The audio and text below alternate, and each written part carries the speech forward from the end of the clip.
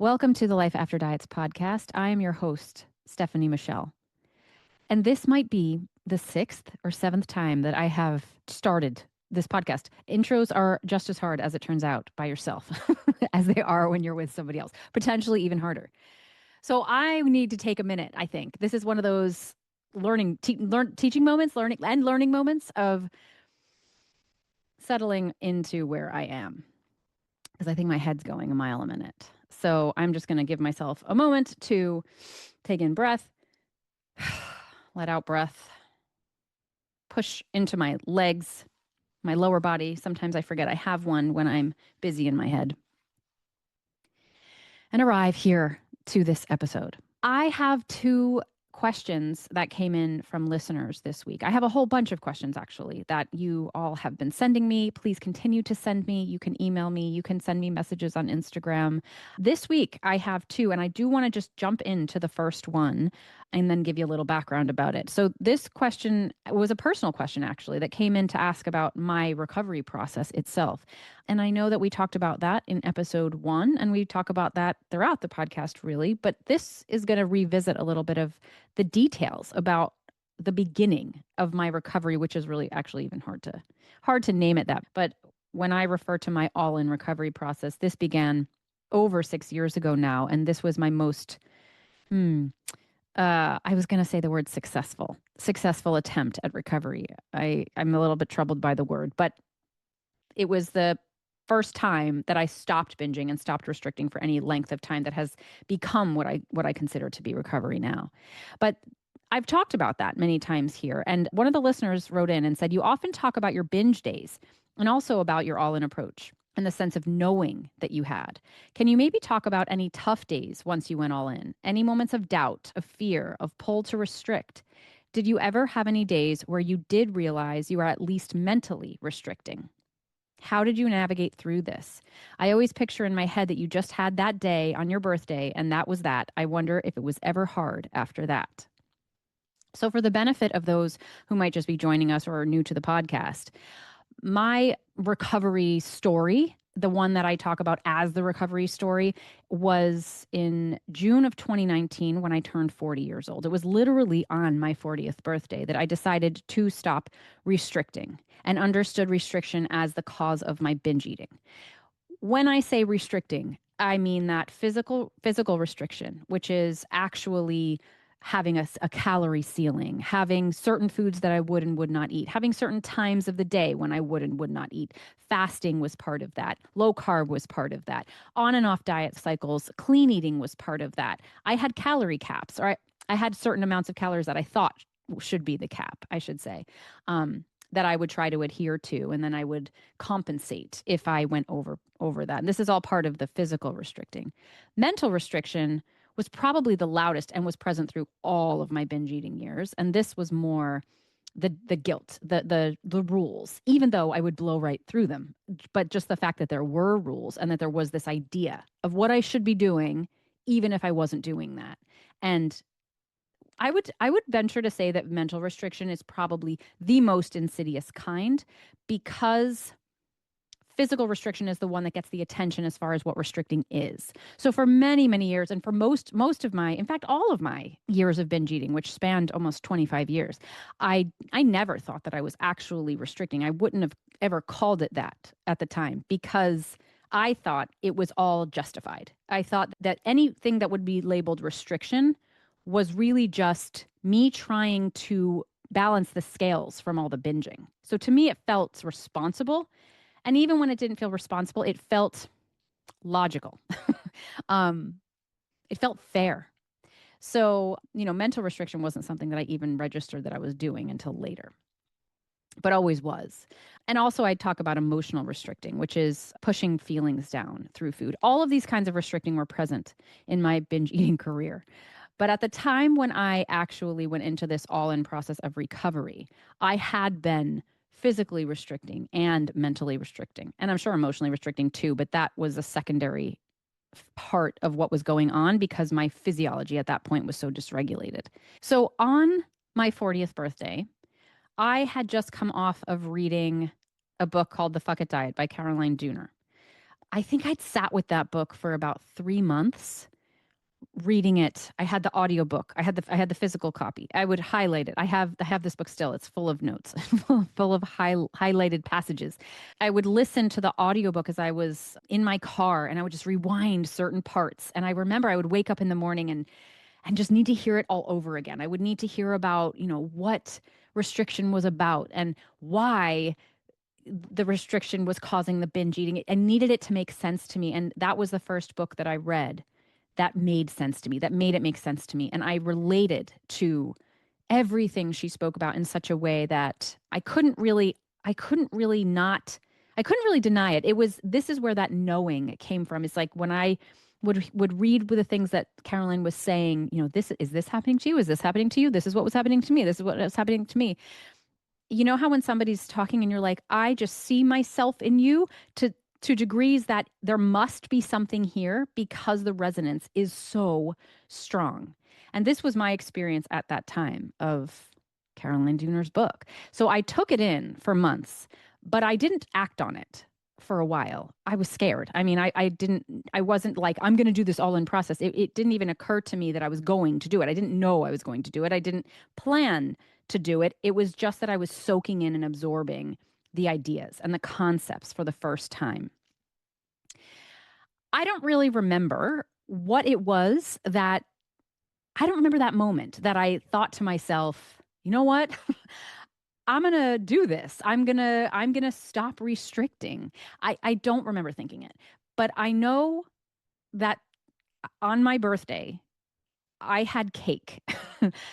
And I didn't restrict and compensate afterwards. And this was the beginning. At that point, it was a choice. I did wake up that day. I do remember that. I do remember that it was like, this is the day I'm going to start this thing. Um, where it would go, I had no idea. And that's what I actually want to talk about more today.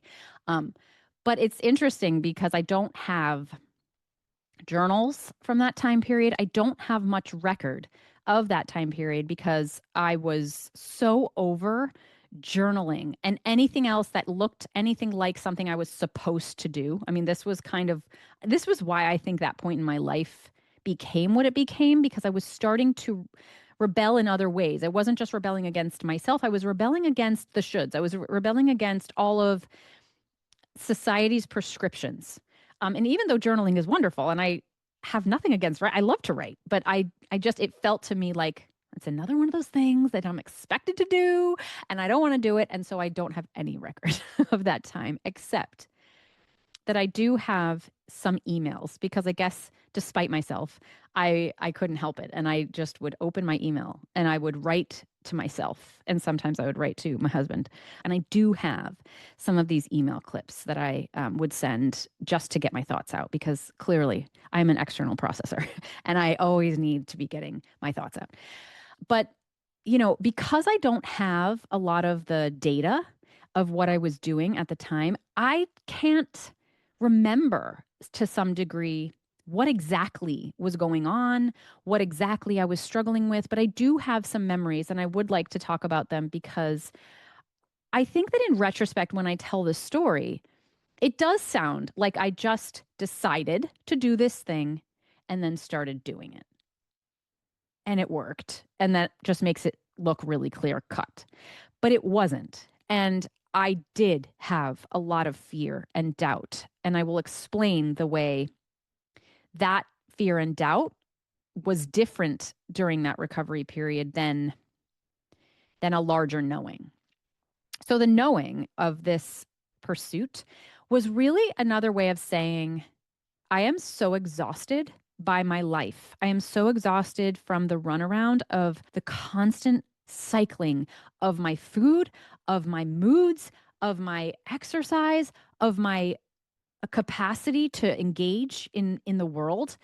I reached a point where I saw that my life was a series of repetitive cycles and that it wasn't going to change if something didn't change. And I started to understand that the thing the thing that needed to change wasn't the food approach in terms of like another protocol or you know even things like mindful eating, or I didn't know about intuitive eating at the time, or I didn't really learn about it. But it was even things like that. Like everything was another attempt to get my food under control. Never, never did I think about change until this time period as needing to come from body acceptance. I still have feelings about that. I mean, I still remember those feelings. I remember feeling like I simply do not accept my body, and that isn't going to change. And that didn't change when I went towards recovery, but I started to see that it was and I want to use the word stubborn, rigid. It was the rigid pursuit of trying to keep my body in a certain place, which by the way it wasn't even like I didn't think I was asking a lot. I was never quote unquote underweight. Oh, I was actually in my teens, but I as an adult, I wasn't really underweight. I wasn't trying to be something that I thought was unreasonable, and I thought that I was justified in that. I refused to believe that my body wanted to be bigger than what it was. This was the first time that I started to think maybe that's the thing that needs to change. And the thought of that in the beginning, which by the way showed up probably 3 years prior to my actual recovery, I had a huge amount of resistance to. And it took me years to get to a place where I kind of ran up against a wall. And I was like, yes, Steph, this is going to be the only thing that is going to change the path of your life. And I just knew. I knew it in the way that, I can't, I don't know. How do you describe knowing in words? Because it's not in words. It was something I kept coming back to and back to and back to. And then I would feel my fear and I would go in another direction. I would try to talk myself out of it. And then you come back to it. And every time I came back to that, it was like clarity. It felt like clarity, despite that it also felt like fear. And this was the beginning of that all-in process. And I say this because I do not advocate for an all-in process for everybody. I've talked about this in a number of episodes before. I used to think that if everybody would just do that all-in process, they would heal too.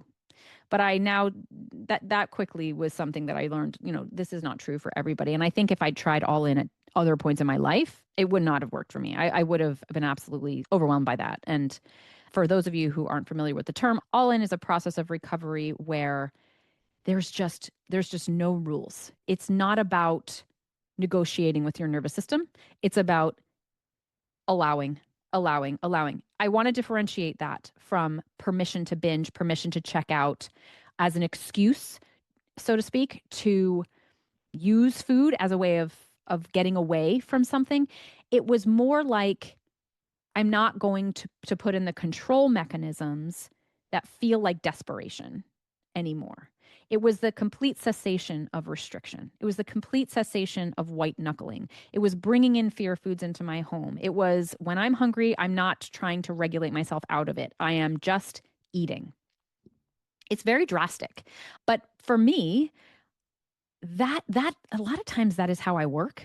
I get to a place where I can take a lot and I'll take it and I'll take it and I'll take it. And then I'll get to this place of absolute burnout. And then I will just need to go completely in the other direction. Almost, that's kind of actually how I managed my eating disorder in the first place. It was very much about extremes. It was lots and lots and lots of binging to degrees that, I can't emphasize enough how large my binges were. But also, to its opposite, I would fast for entire days and days at a time.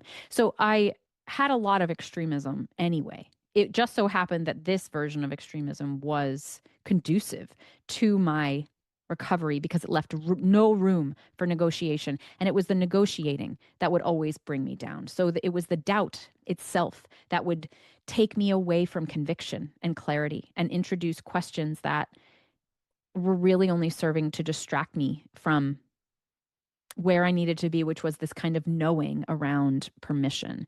This is a concept that, I'm introducing here and talking about it here, but this is not a replacement for understanding how to work with all in recovery. I would never, if you're listening to this and you're like, oh, that sounds good, let me try that.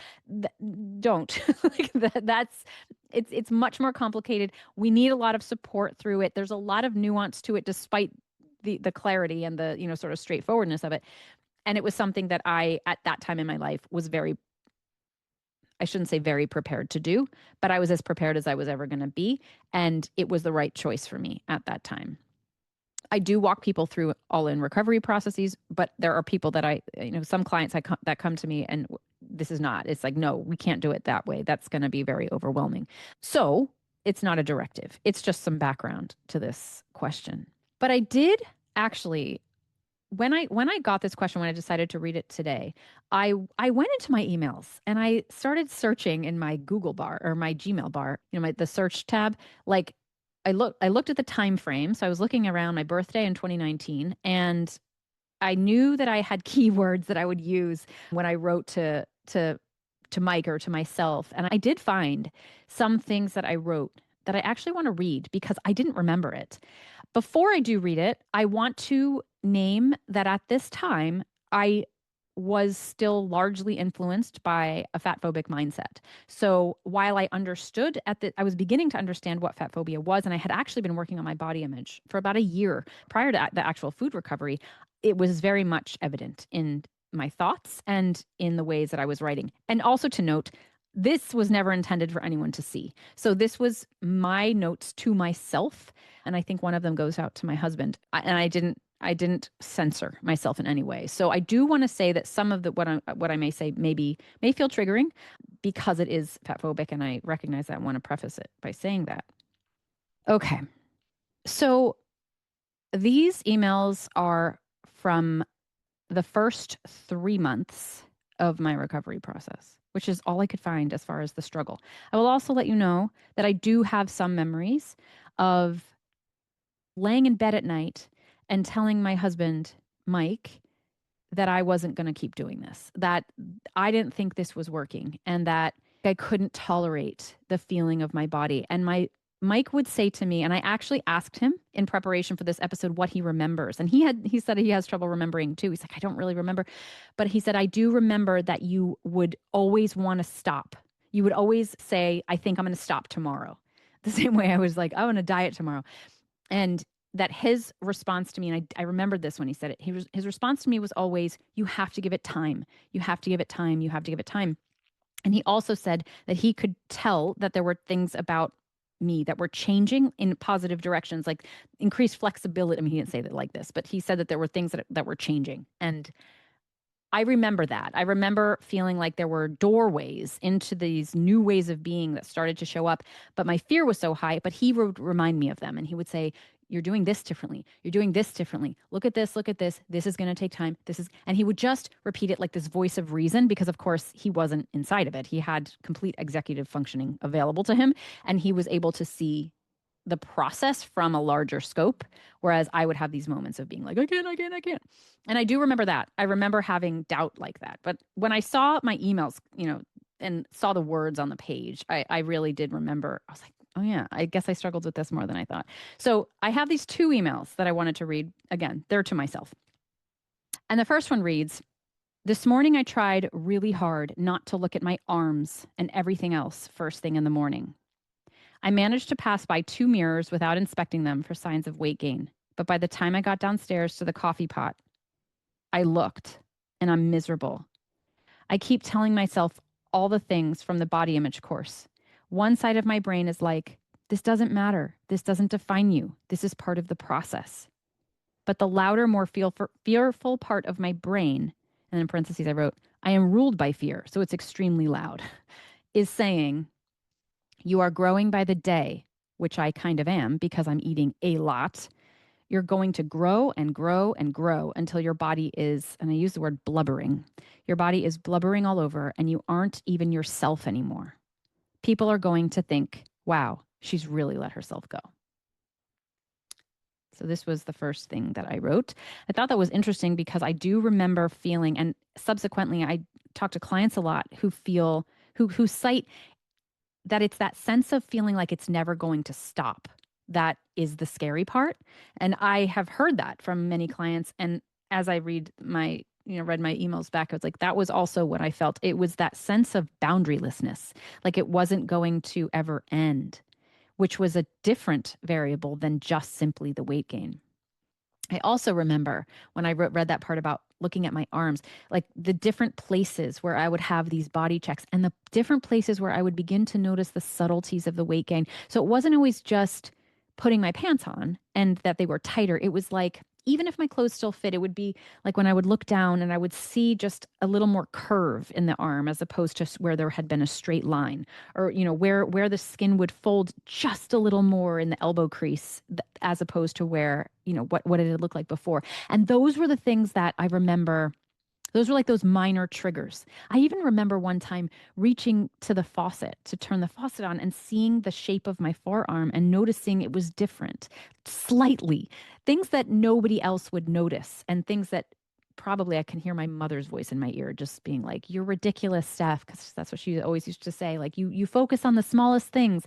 But it wasn't to me. It was like, I can see the change. And I know that to me, it was like, this is just the beginning, and it's going to get worse, and it's going to get worse, and it's going to get worse. And this was what would set me off and be those tiny little triggers, not big enough to have like a meltdown, but those ones that sit in the back of your head and they won't let you go.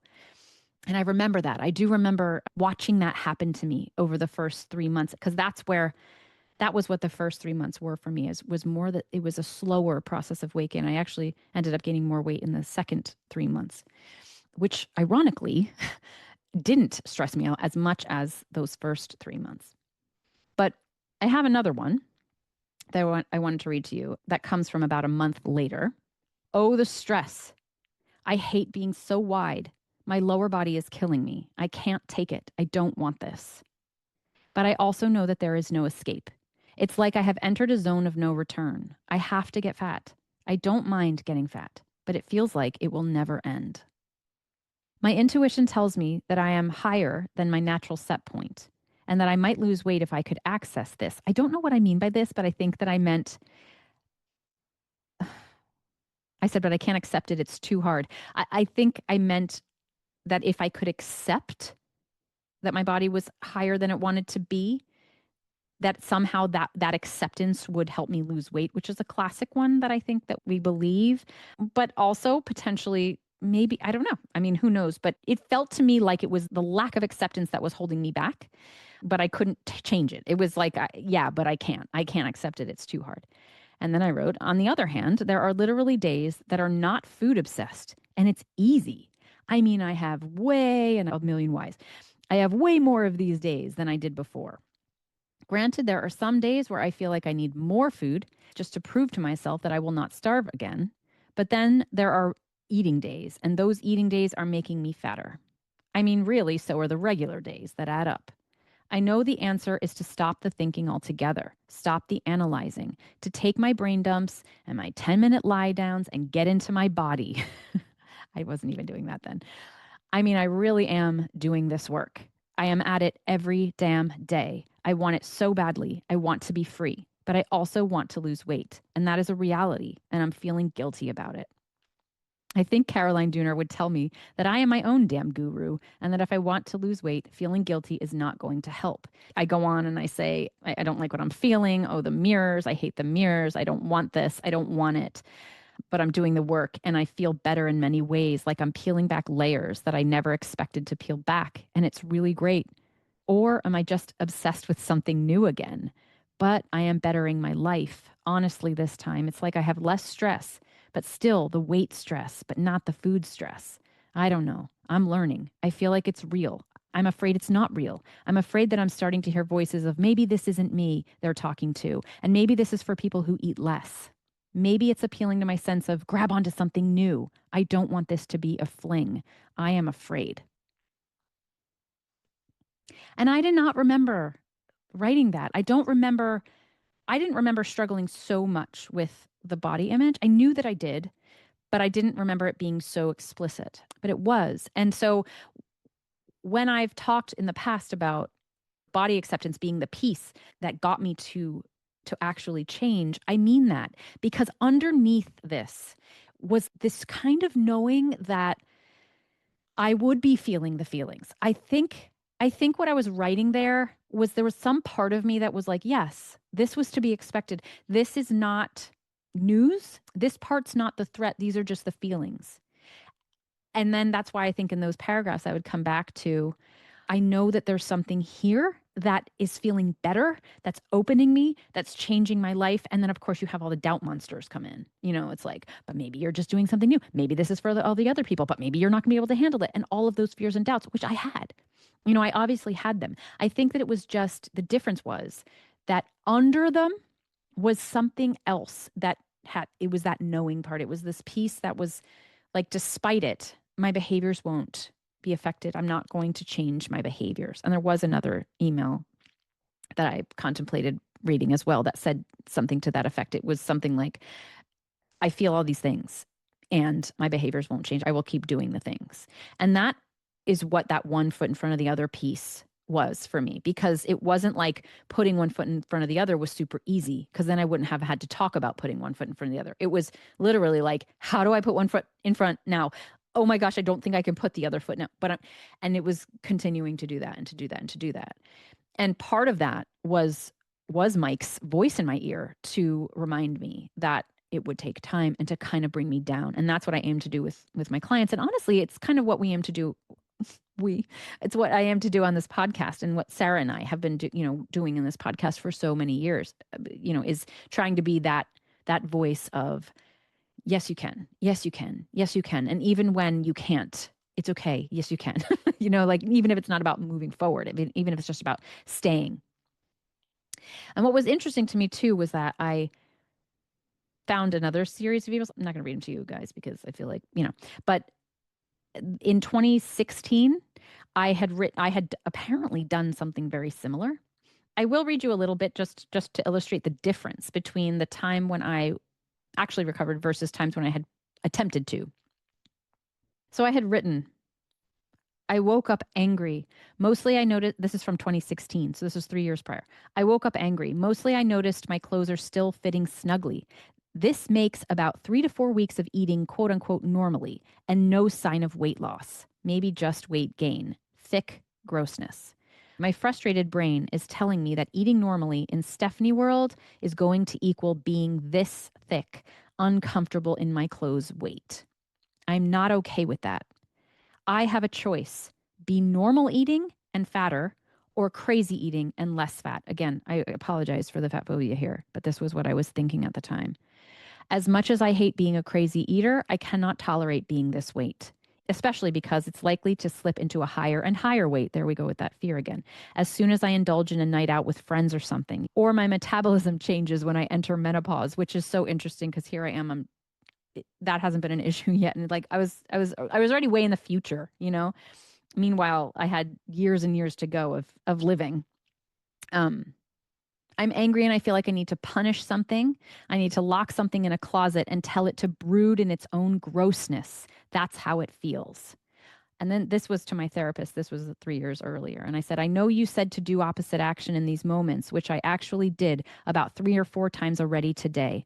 But I am too angry now and I don't want to. I don't want to feel better. I only want to lose weight. I don't want to trick myself into being okay, only to wake up tomorrow and have my clothes be tight again. So you can hear the difference, right? Like in the 2016 version, I was basically just trying to eat normally. And when I say normally, I remember that my therapist had said to me, like, try not to restrict. And I didn't do it in an all-in way, but I think I did it. I think I allowed myself to eat a little bit more or to not compensate as much. And I considered that more normal. And I do have evidence that it was working, so to speak, in terms of I was binging less during those weeks. But I also was like, it's 3 or 4 weeks where, where's the weight loss? And also there was this time frame around, how long I was willing to do this. And clearly that the expectation was that I needed to lose weight, or at the very least, I couldn't gain it. And that disgust that I felt when I would gain it was explicitly, I stated, I'm not willing to.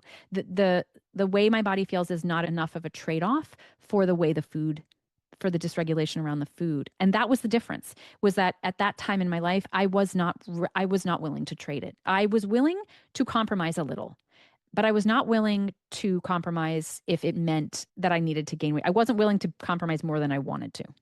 And so I didn't. Shortly after that, I mean, those years following that email is when I went really deep into restriction. And that was when I started keto. Well, I had already been doing keto a little bit, but I went back into keto. I got into intermittent fasting at the time. And then 3 years later was when I was so absolutely exhausted from that chase that I did, the former emails that I wrote you, where there was a difference. There was still the fear. There were still the feelings. You can hear them, the fear of the weight gain in both. But the second time, there was something bigger. There was something bigger I wanted. And that was the thing that changed everything. I do have a second question, and it's a really quick one. And I thought it was interesting. I've never been asked this before, but it says, what's the most sensible thing you advise clients to do, but they frequently don't do it? And why do you think they don't? And that question is interesting because there's something about it that, like the word sensible and advise, which I get it, like from a perspective of being a coach, I can understand the, advise as a word. But as a coach, it almost feels a little bit like there's some energy of like, "Ah, I'm telling them what to do and they're just not doing it," which maybe is my projection. But it's, it's, it isn't an issue of I know best and you just need to listen to me. It's more like I can see things and I have certain perspectives that I can offer. But if a person's not doing something that seems reasonable, it's not because of a logic reason. It's because of a readiness reason and it's because of a fear reason. And I know that because I've been there. As per what I just described, I had the therapist in 2016 advocating for me to release my rules and to accept weight gain. And I couldn't, was she right technically at that time? Yeah, it turns out exactly the strategy that she was advocating for at the time to me was the strategy that I needed. But at that time, it wasn't, because at that time I couldn't. And even if you had, I don't know, what would you have to do to somebody, right? Like, it's like, how do you convince a person who doesn't want to see something or who can't hold something yet to see that, this is the actual right thing? Like, there's incongruence there. I think there is a readiness factor that does make something, right or wrong, for somebody at a certain time. But I will say, in reference, maybe I'm going too deep with it. That's what my daughter would say. It's not that deep, Mom. But so to not make it that deep, some of the things that that I do talk about with clients that there's resistance around, or there's just not readiness around. One of them is anchor meals. But I also want to say about that, with anchor meals being steady periods of eating throughout the day, for example, a breakfast, lunch, snacks, and dinner kind of setup, that sometimes that is because there is it feels confining. It feels more like diet rules. And that's not the part I mean. But sometimes I have clients where there's really an absence of any kind of regulation with eating. And there's fasting, for example, during a day. And that, the call here is, in my perspective, if there is fasting going on, all of these other strategies that we're using aren't really going to work. There's a certain kind of like baseline physiology that lays a groundwork for being able to use other tools and things like that. And so sometimes, this is kind of like working on just eating in more regularity. Where I have clients who struggle with that's a negotiation of safety, right? So it's more like that's a client who's not listening or not doing the sensible thing. It looks like that because here's the sensible thing. This is what we need to do to recover, and we're not doing it, right? But it's more because this is the crux of the issue. It's that there is some part of us that's not ready, that doesn't feel safe enough to do that. So that would be one. Another one is clothes, and I'm actually talking in next week's episode a bit about the sensory impact of clothing and how that actually creates a somatic experience of that you can't get away from and that your logical mind can't help you with, because it's literally a sensation of like, you're too big, you're too big. And so sometimes, like, I remember too being at a place where I don't want to get new clothes because I don't want to admit defeat. This is what I thought about that. And I didn't want to be like, oh, I'm gonna buy new clothes. And then what? Then I'm gonna have to buy bigger clothes. Like, again, it was this feeling of like, it's going to keep going. It's going to keep going. And I find that that's one that we come up against a lot. And inevitably, when somebody does get the new clothes, when we finally break that seal, it's such a game changer. And it's one of those things that I've had many clients say, I know I resisted that for a really long time, but thank goodness that like we got to this place where I'm able to actually do that for myself because it changes the way that we feel. That's one that happens a lot. But again, it's a readiness to feel safe enough to do those things. And I would say, I guess it's hard to talk about sensible, but one of the things that I have obviously been working with more and more is working, and I'm going to say with somatics.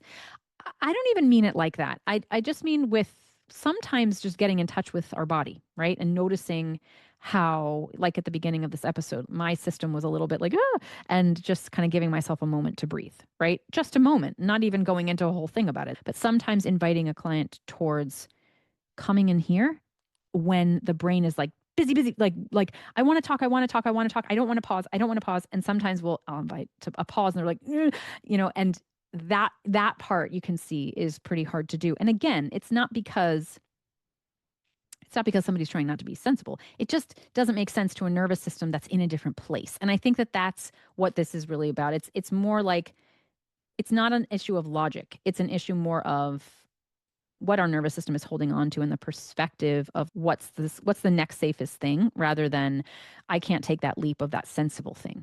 So I want to that question is interesting, and I feel like I'm going to pay more attention to it as the weeks go on, just to notice if there's anything else that comes up for me. But thank you for that question. Thank you for both questions. I hope that you have benefited in some way from listening to them, and I hope that you actually let's all take a breath again. If you need one, I also do want to let anybody who's interested in taking my 12-week course, which is compatible with anybody who's looking to do more of an all-in process, but is not just about an all-in process. That course starts on September 29th. I am enrolling through the week of September 22nd. So if you are interested in doing that, this is the final cohort that I'm going to be running live for sure. I'm not positive I'm going to run another one. Lots of things are afoot and changing for me and in my course offerings, but this is the last guaranteed cohort that will run. So if you're interested in that, you can look on my website, you can look in the show notes below. Again, it starts on September 29th, 2025. I hope that if you need it, if you're somebody who would benefit from this and who's like, you know what, I have a knowing and I'm ready to learn more and to do things like this, that you'll join. And thank you for being here, for listening, and for all of your support over the past few weeks. I really, really appreciate it from each and every one of you that I've heard from. Tune in next week when we'll be talking about the sensation of fullness and a little somatic practice that you can try, as well as another listener question about body image. See you then.